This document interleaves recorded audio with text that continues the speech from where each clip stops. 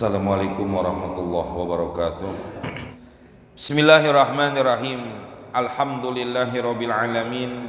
Assalatu wassalamu ala asrofil anbiya wal mursalin Sayyidina Muhammadin wa ala alihi wa sahbihi ajma'in, amma ba'du. Fa in asdaqal hadis kitabullahi ta'ala wa khairal hadi hadi Rasulillah sallallahu alaihi wasallam wa syarral umuri muhdatsatuha fa inna kulla muhdatsatin bid'ah wa kulla bid'atin dhalalah wa kulla dhalalatin finnar. Rabbi shrah li sadri wa yassir li amri wahlul 'uqdatam min lisani yafqahu qawli. Amin. Ayyuhal hadirun wal hadirat rahimakumullah, para asatiz, para guru, para hujjaj, bapak-bapak, ibu-ibu, jamaah majelis ilmu yang mudah-mudahan kita semua dimuliakan oleh Allah Subhanahu wa taala.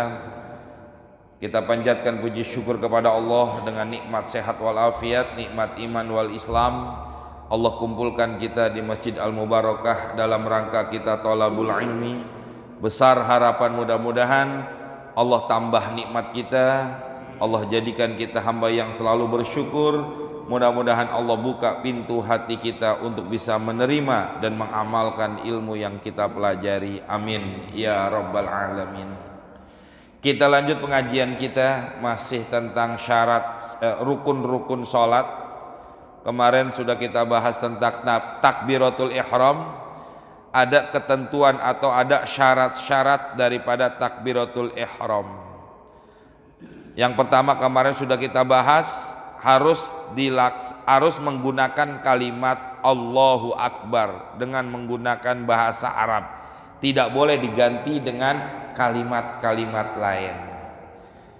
Sekarang yang ketiga, bismillahirrahmanirrahim, wa minha alla yazida ma yakhillu bil ma'na bi ayyamuddal hamzatu minallahi li'annahu yukhriju bihi ilal istifhami.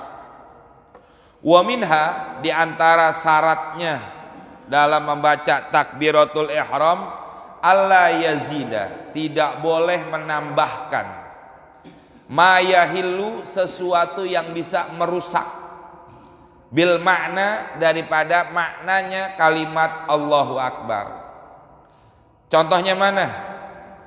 Menambahkan sesuatu huruf atau menambahkan sesuatu apa aja yang bisa merusak daripada maknanya Allahu Akbar.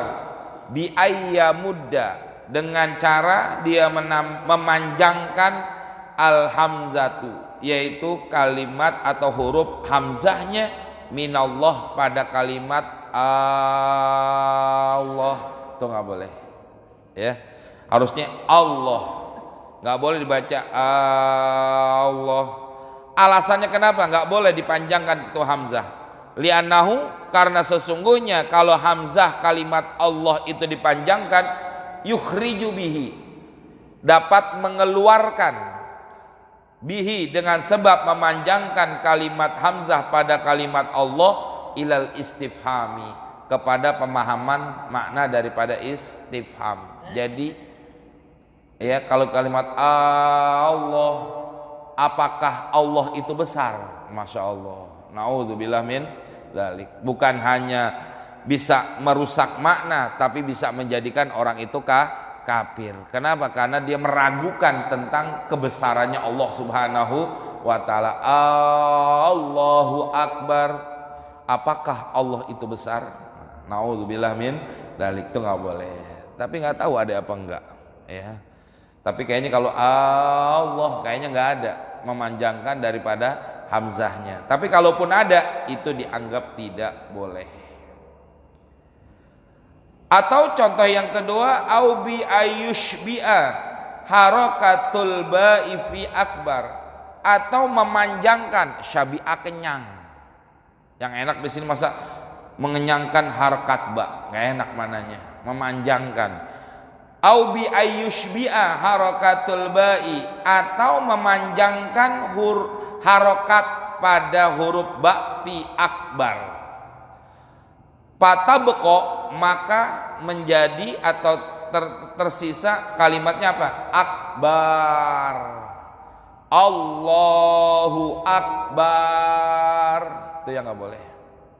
Ya, memanjangkan harkat pada huruf ba. Ya. Allahu Akbar. Nggak boleh itu. Ya, baik itu cuma 2 harkat atau 3 harkat doang, itu juga kagak boleh. Yang benar adalah Allahu Akbar, itu yang benar. Ya, alasannya kenapa nggak boleh dipanjangkan pada kalimat akbar? Wa huwa ismun lil haidi, itu salah satu nama daripada darah haid. Ya, nanti kan darah haid macam-macam, nanti udah lewat belum di sini? Belum, apa udah nggak tahu, lupa saya. Nanti darah haid tuh macam-macam, ada nanti dari jenisnya, dari warnanya, dari apa rasanya itu darah haid keluar, namanya beda-beda. Salah satunya nama darah haid itu namanya akbar, ya. Atau contoh yang ketiga, au yazida, atau dia menambahkan fi isba'il ha'i, yaitu di dalam memanjangkan huruf ha. Allahu, nah haknya dipanjangin, Allahu, sehingga kalau haknya dipanjangin patatawalladu, maka akan melahirkan atau mendatangkan wawun, huruf wawu, sawaun kanat sakinatan au mutaharrikatan, baik itu wawunya yang berharkat sukun atau berharkat Allahu, berarti wawunya sukun. Kenapa? Karena sebelum wawu itu ada harkat domah. Atau Allahu, pakein harkat wawunya, itu pun dianggap tidak boleh. Itu syaratnya. Tidak boleh menambahkan sesuatu yang bisa merusak daripada makna kalimat takbiratul ihram. Wa minha, diantaranya lagi, kayaknya begini-gini kita nggak ada nih, ya, nama nambahin begitu kayaknya nggak ada, memanjangkan ya atau mengurangi dan sebagainya. Wa minha, dan diantaranya lagi syarat di dalam membaca takbiratul ihram, bi ayyatia, ya, ayyatia, hendaklah dia mendatangkan bitakbiroti, dengan kalimat takbiratul ihram, bikamaliha, dengan kesempurnaan di dalam membaca takbiratul ihram, wa huwa, hal keadaannya, wawu haliyah, maka dibacanya wa huwa, maka keadaannya orang yang membaca begitu. Wa huwanya domirnya kembali kepada al-musalli, ya, maka dikatakan apa? Hendaklah mendatangkan bitakbiroti, dengan kalimat takbiratul ihram, bikamaliha, dengan kesempurnaan ha kalimat takbiratul ihram, wa huwa, hal keadaannya, bukan wawu atap tapi wawu haliyah, hal keadaannya orang yang sholat muntasibun, dalam keadaan sudah diri tegak. Jadi tegak dulu diri, baru Allahu Akbar. Jangan sambil jalan dia takbir, ya Pak ya, jangan sambil jalan dia takbir. Muntasibun, jadi diri dulu tegak, udah ini, udah kita ngadep kiblat, udah selesai, udah siap, baru Allah. Jangan sambil jalan ngejar tadi, soalnya sholat nalim udah baca apa Fatihah kita masuk, ya. Jadi artinya apa? Ini yang kadang-kadang banyak terjadi. Maka dikatakan contoh, palau ata bi ba'diha, kalau seandainya dia melakukan atau mendatangkan kalimat takbiratul ihram bi ba'diha, pada sebagian, baru sebagiannya doang. Apakah baru kalimatnya ya Allah, baru kalimat Allah doang, belum sampai akbar. Kalau seandainya dia mendatangkan sebagian dari kalimat takbiratul ihram, wa huwa fil huwi, sedangkan dia keadaannya dalam keadaan turun, bergerak, ya. Wa qad wasala ila haddi aqallir ruku, dan sungguh dia telah sampai batasan paling sedikitnya pada ruku, fala tan'aqidu fardhon, maka dia tidak terhitung termasuk kalimatnya kalimat rukun daripada rukunnya sholat. Pardon itu rukun atau pardunya sholat, nggak sah jadinya, ya. Jadi sholatnya dianggap tidak sah, termasuk sambil jalan. Apalagi kalau sambil dia qomat, kan kita habis sholat sunnah kan duduk, ya, sambil sambil diri dari duduk mau ke sambil duduk mau diri tuh takbiratul ihram aja, baru setengah ruku atau belum sampai tegak, kakinya belum lurus masih bengkok, udah kalimatnya Allah, walaupun baru kalimatnya Allah doang belum sampai bar, itu pun dianggap tidak sah, termasuk dalam kondisi orang dalam keadaan berjalan takbiratul ihramnya. Itu hadirin, makanya tegak dulu, diam dulu, ya Pak Bu, udah selesai nih tegak. Makanya di sini kenapa kata Nabi dalam hadisnya, kalau kita sholat terlambat jangan buru-buru, ya. Mau ngejar imam sholat biar dapat rokaatnya, biarin aja udah. Apa yang kau dapati itu yang kau dapati sholat berjamaah. Kekurangannya tinggal kita tambahin lagi, udah, kan seperti itu. Ini keadaan seperti itu. Jadi tidak boleh. Palatan akidu pardon, maka tidak terhitung atau tidak masuk dalam kalimat pardunya sholat atau rukunnya sholat. Wahal tan akidu naflan, apakah takbiratul ihram yang dibaca dengan cara kayak tadi belum sempurna dirinya termasuk dalam kategori sunnah? Al asahhu, menurut pendapat yang paling sahih, in kana jahilan, apabila orangnya bodoh. Nah, artinya bodoh di sini jamaah yang sering saya bilang, orang bodoh orang yang nggak tahu karena pertama dia baru masuk Islam, atau kedua tinggalnya jauh dari ulama, tinggalnya jauh dari majelis taklim. Tapi kalau orang-orang yang ada di sekitar Masjid Al-Mubarakah nggak ngerti tata cara sholat, ya Pak ya Bu, orang-orang Masjid Al-Mubarakah nih khususnya nggak ngerti tata cara sholat karena bukan nggak ada ulama, nggak ada majelis taklim. Nah di sini Sabtu subuh, malam Senin, terus malam Rebo, apa lagi? Malam Minggu subuh. Oh enggak ya? Iya, kan banyak banget pengajian. Dia kagak ngerti tata cara ibadah sholat. Kenapa? Karena kagak ngaji, nggak hadir, kagak sah sholatnya begitu orang. Kecuali kalau mau nih berhentiin pengajian Masjid Mubarakah, semuanya berhenti. Atau kok masjidnya bikinin kontrakan. Nah kan nggak ada pengajian namanya. Kenapa nggak bisa? Nggak ada pengajian. Kenapa nggak ada pengajian? Masjidnya dijadiin kontrakan. Nah boleh dah tuh sah sholatnya. Betul.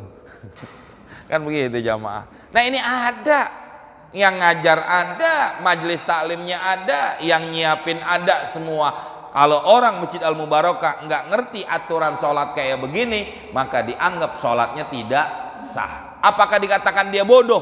Bukan. Itu namanya bodoh, jahil magrur, orang bodoh yang tertipu, bukan jahil ma'dzur yang dimaafkan. Yang ma'dzur tadi tuh baru masuk Islam atau jauh dari ulama. Makanya kalau orang pengen ibadahnya salah bener, tinggalnya mana? Di hutan. Nah boleh dah tuh, mau ibadah gimana aja pasti bener dia. Kenapa? Karena nggak ada yang ngajarin. Maka kalau ada orang bodoh melakukan kayak begitu, apakah sah? Dikatakan menurut pendapat yang sahih, in kana jahilan, kalau dia bodoh yang kayak tadi alasannya, in aqodat termasuk. Wa ila, kalau enggak pala, maka dianggap tidak sah pelaksanaan daripada sholatnya. Masya Allah, ini hati-hati.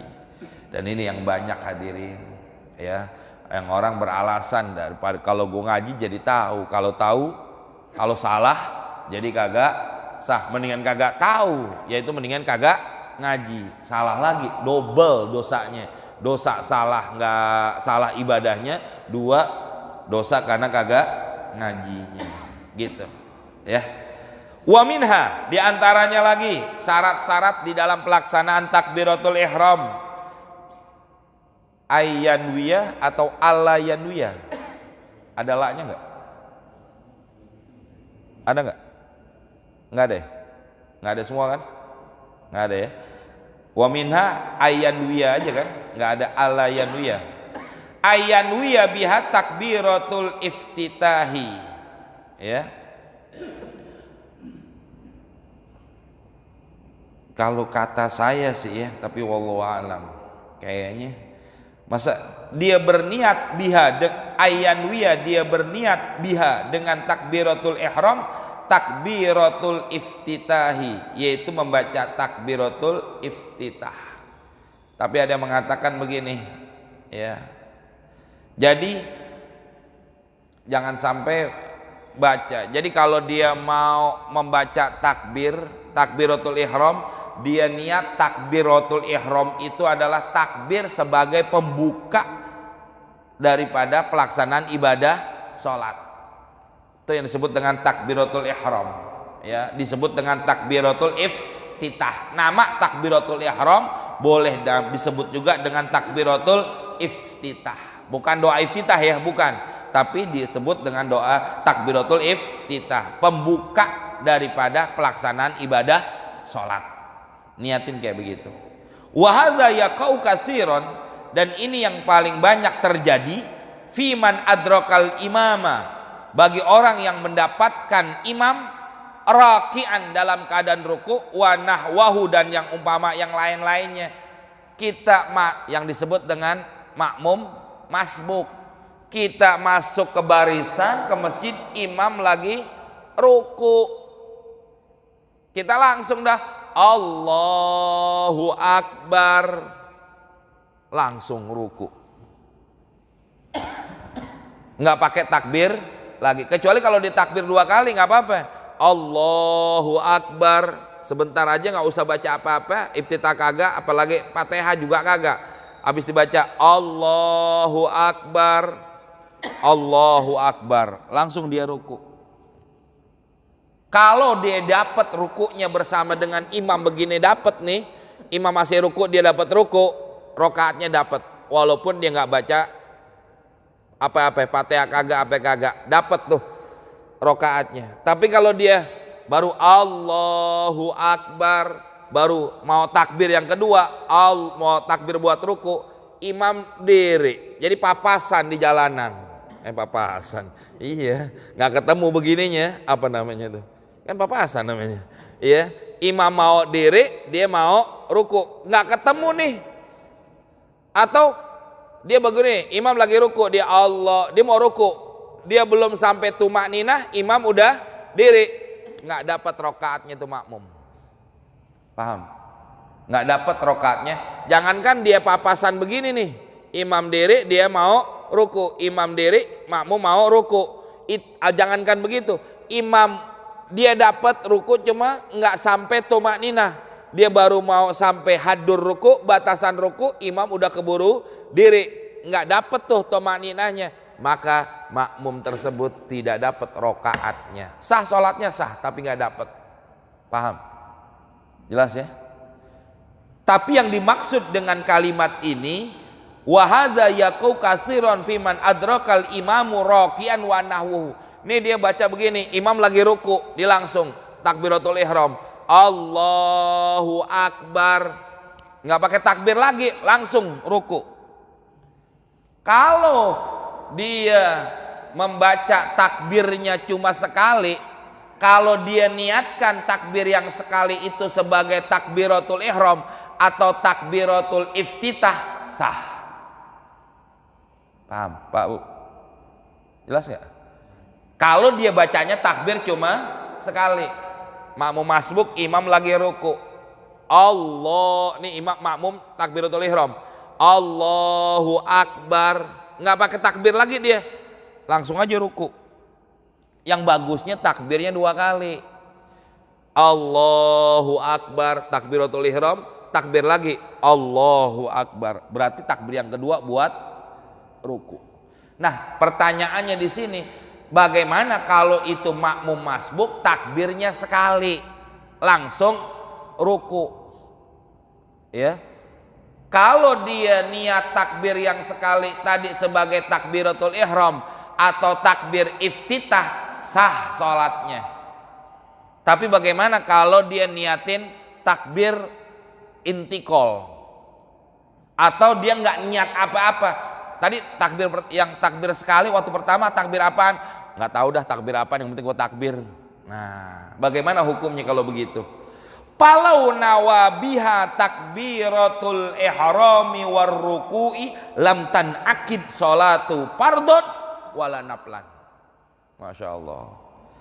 Palau nawabiha, kalau seandainya dia orang yang sholat berniat biha dengan takbir yang sekali tadi dia laksanakan, ya, takbiratul ihrami, takbir ihram, warruku'i, dan juga diniatkan takbir buat ruku. Jadi sekali dia ngerjain takbirnya tapi diniatkan dua kali buat takbiratul ihram sama takbir buat ruku. Lam tanakid sholatu fardhon wala naflan.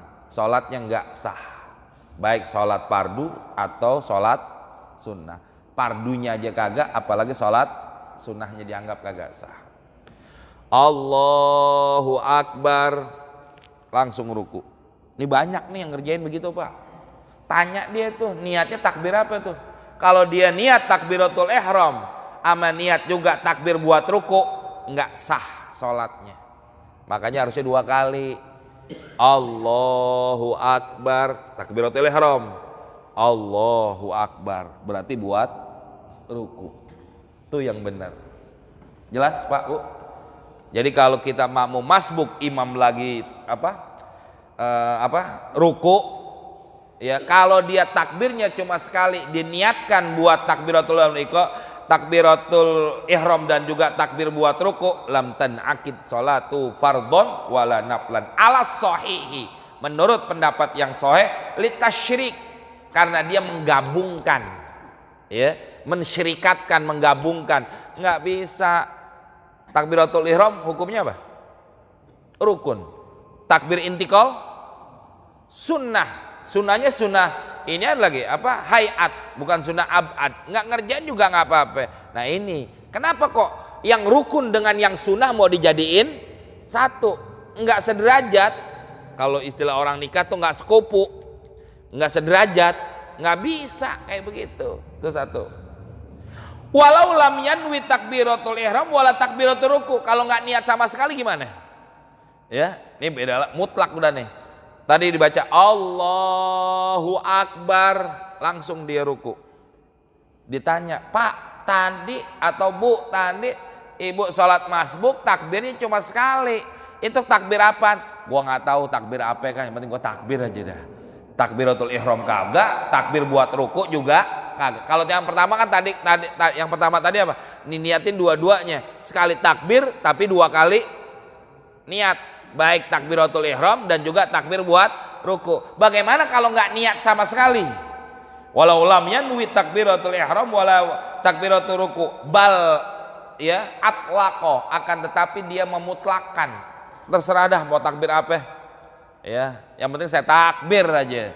Maksud saya begini Pak Bu, yang begini nih kalau orang nggak ngaji, dia sholat nggak tahu, nggak sah sholatnya. Paham kan?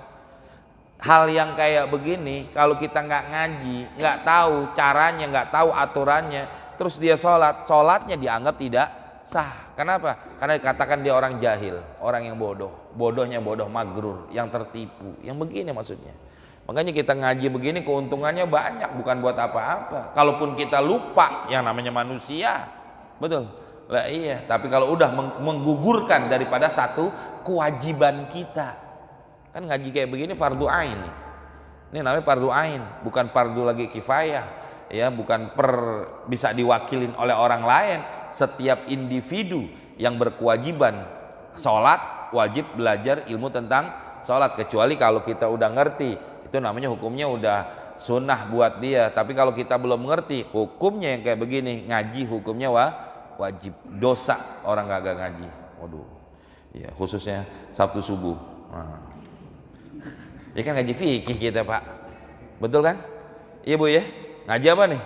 Ngaji fikih kita, bukan ngaji apa-apa. Nah ini yang dikatakan pentingnya. Bukan nakutin, emang ini. Tergantung bukan bukannya.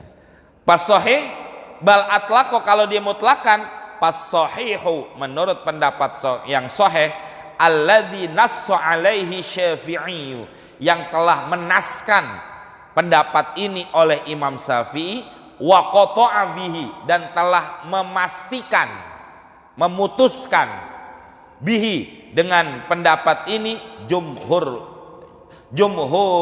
jumhurul ashabi, yaitu kelompok daripada jumhurnya ashabnya Imam Syafi'i. La tan akidu sholatuh, sholatnya juga dianggap tidak sah. Kalau dia sekali takbir niatnya dua-duanya kagak sah, dia sekali takbir kagak niat buat takbiratul ihram atau takbir buat ruku, la tan akid sholatuh, sholatnya kagak sah. Tuh, ini banyak hadirin di kita begitu. Allahu Akbar langsung. Banyak ya hal-hal yang kayak begini dilakukan. Alasannya cukup sekali. Apa niatnya? Niat dua-duanya aja kagak sah, kagak niat sama sekali juga kagak sah, kata Imam Syafi'i. Li'annahu, alasannya kenapa dianggap kagak sah? Kalau dia tidak niatin takbiratul ihram atau takbir buat ruku, lam yaksud takbiratul ihram, dia tidak bermaksud melaksanakan takbiratul ihram. Sedangkan di dalam melaksanakan rukun-rukun sholat, nanti syarat-syaratnya ya, di kitab ini nggak semuanya disebutin syarat-syaratnya. Syarat-syarat di dalam pelaksanaan rukun-rukun sholat, ada salah satu syaratnya apa? Al-qasdu, harus bermaksud, bertujuan melaksanakan daripada rukun sholat. Orang mau ruku harus niat baca ruku. Ya, apa namanya kalau sholat Iqra terakhirnya? Wasjud waqtarib. Ya Pak ya. Wasjud waqtarib. Nih imam mau sujud sahwi, sujud tilawah. Makmum niatnya ngapain? Wasjud waqtarib, imam Allah. Makmum kira-kira nah, sujud dah. Sujud, disujud. Makmum kira ruku. Betul kan? Dikira habis wasjud waqtarib, kan imam mau sujud tilawah. Allah, makmum ikut lagi Allah, makmum ruku dah. Lihat imamnya sujud, turunnya lagi begitu. Sah nggak? Lah kan nggak sah, nggak bermaksud, nggak bertujuan dan lain sebagainya. Itu yang dimaksud dengan ada syarat di dalam pelaksanaan yang namanya pelaksanaan rukun-rukun sholat. Ini yang dimaksud oleh Imam Syafi'i.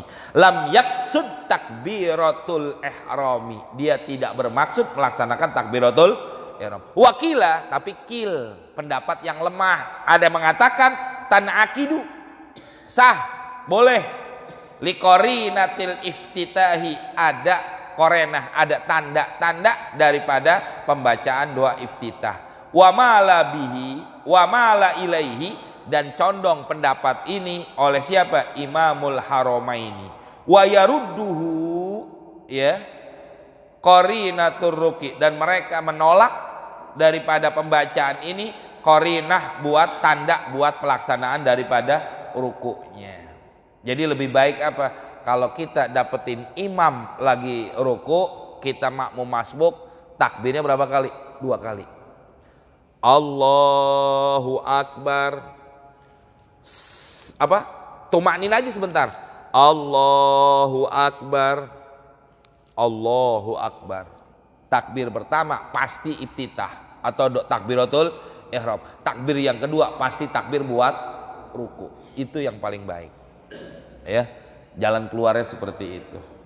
Wa minha, dan di antara wa hadza kulluhu, semua apa yang disebutkan ini syarat-syaratnya fil qadiri, bagi orang yang mampu ala nutki, untuk mengucapkan bil arabiyati, ngucapin bahasa Arabnya, yaitu kalimat Allahnya, bisa mengungkapkan dengan kalimat bahasa Arab. Ammal ajizu, adapun orang yang enggak mampu mengucapkan Allahu Akbar dengan kalimat bahasa Arab, fa in kana la yaqdiru ala ta'allumi, apabila dia tidak mampu untuk belajar.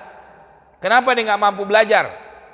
Bukan karena nggak ada guru, nggak ada apa. Kenapa nih orang kagak mampu belajar kalimat Allahu Akbar? Imma, bisa jadi li kharsin, karena nggak bisa ngomong apa? Gago. Apa bahasa Indonesianya? Bisu, ya, bisu. Au bi alla yutawi'ahu lisanahu, ya. Atau memang lisannya nih yutawi'ah, apa itu kalau bahasa kita? Kaku. Atabitar jamati, maka boleh dibaca takbiratul ihram dengan terjemahnya, yaitu apa? Allah Maha Besar. Kalau memang alasannya tadi tuh kaku nih lidahnya, nggak bisa dah belajar, juga nggak memungkinkan buat dia belajar, nggak ada kemampuan buat belajar bahasa Arab, lidahnya juga udah kaku, cuman bisa bahasa cuman itu doang. Ata bitar jamati, boleh dilakukan pakai terjemahnya. Tuh udah mepet dah, kalau bahasa kitanya udah mojok, udah mentok, nggak bisa lagi pakai itu. Wala ya'dilu ila zikrin akharin, dan tidak boleh berpindah kepada zikir yang lain. Dia ngucapin Allahu Akbar nggak bisa, tapi kalau baca Subhanallah bisa. Boleh nggak diganti takbiratul ihramnya dengan kalimat Subhanallah? Dalam kitab ini katakan wala ya'dilu, nggak boleh berpindah ila zikrin akharin, kepada bacaan yang lain. Lebih baik apa? Pakai terjemahnya. Tapi enggak. Sekarang sih Pak, orang kafir, jangankan Allahu Akbar, Assalamualaikum aja bisa dia. Betul. Pak Aseh lagi kadang-kadang Alhamdulillah lagi ngucapinnya. Tuh yang kemarin pejabat, salah satu pejabat tuh ya, bacanya apa? Assalamualaikumnya lancar, bahkan wallahu muwafiq ila aqwamit thoriq. Paham banget, NU banget dia kan begitu ya. Ya Allah. Sekarang jangankan orang Islam, orang kafir aja udah lancar bahasa Arabnya. Ya, itu diantaranya kalau memungkinkan.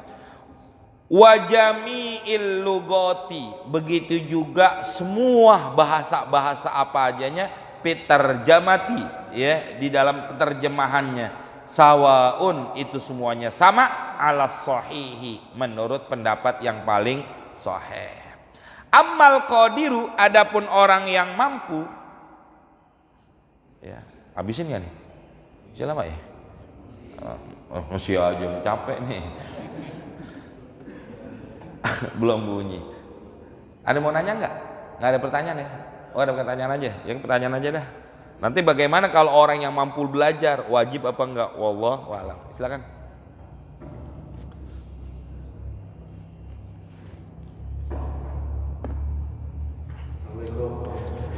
Waalaikumsalam. Punya banget. Iya. Siap.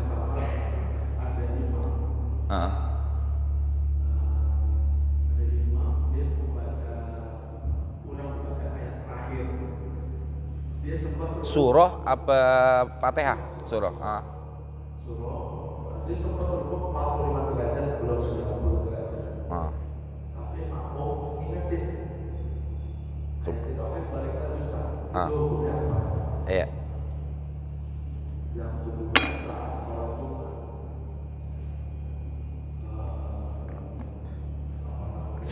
Dia pun sudah naik Ustaz. Azan yang kedua, apakah hukumnya orang menjawab azan? Apa dijelaskan atau disir? Yang kedua. Yang ketiga, Ustaz, apa hukumnya jika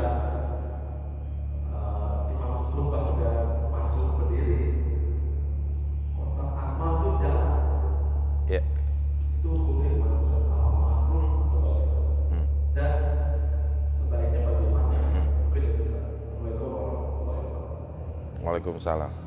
Yang pertama, ya, bagaimana kalau imam dalam keadaan sampai mau ruku dia kembali kepada dirinya. Kalau belum sampai hadul aqol, batasan paling sedikitnya atau paling batas minimal daripada ruku belum sampai, ya belum sampai. Sekarang 45 derajat atau berapa derajat yang dikatakan sampainya hadul aqolnya mana? Ruku. Manakala ini rohah, ini telapak tangan ini sampai di dengkul. Walaupun apa istilahnya? Pak Topik bisa nggak diangkat dikit? Ya, mohon maaf nyuruh nih, amin Tuhan. Walaupun istilahnya baru sampai begini aja, ini udah termasuk hadul aqolnya ruku. Udah sampai begini belum? Kalau dia udah sampai batasan begini, berarti dia udah masuk kepada rukun sholat. Boleh nggak dia balik ke atas berdiri? Batal. Tapi kalau belum, baru sampainya gini. Baru begini aja, ininya aja belum sampai tangannya nih, belum sampai begini, nah ini nggak apa-apa dia balik. Kalau belum sampai naik ke atas, ya kalau dia udah biarin begini aja. Kalau dia sampai naik ke atas batal. Kalau udah sampai hadul aqol, tapi kalau nggak apa-apa. Kedua, ya apa tadi kedua? Azan 2 kali, ya kan? Pada waktu orang azan.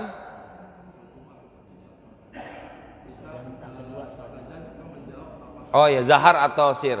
Nah begini, yang dikatakan bahwa tidak boleh berbicara apapun pada waktu kapan? Tatkala khotib sudah memulai daripada khutbahnya. Jadi khotib udah mulai alhamdulillah. Nah di situ tidak ada perkataan apapun yang dilakukan oleh mustami, itu jamaah. Kalau baru khotib naik ke atas mimbar, baru ngucapin assalamualaikum, udah mulai khutbah belum? Belum.